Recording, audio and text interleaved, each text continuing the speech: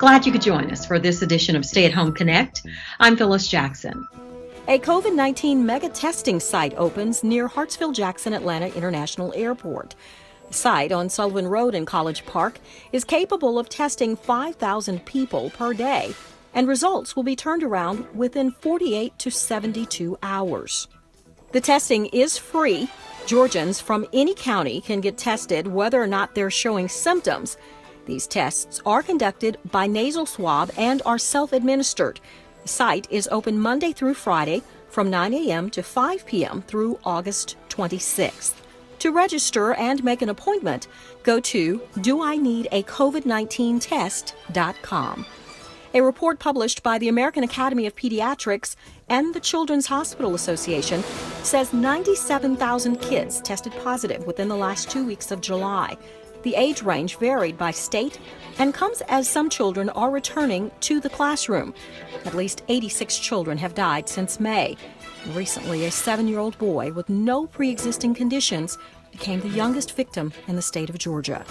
Some Georgia schools that kicked off in-person learning now making changes as students and staffers test positive for COVID-19.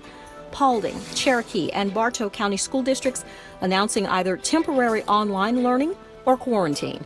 Emory University infectious disease specialist and former public school teacher Dr. Mary Beth Sexton says right now, the way it stands in a lot of coronavirus hotspots, it would be incredibly difficult, if not impossible, to open school in a normal way that would also be safe. For older kids and teenagers, it really does appear that they can be just as contagious and just as likely to transmit. And there have been some good examples of that, including the summer camp that was right here in Georgia, where about 3/4 of the kids and the staff all tested positive after working, playing, living in close quarters. Dr. Sexton says before kids even arrive at school, bus riders should be wearing masks, and each child should have his or her own seat, which means staggered start times and staggered days.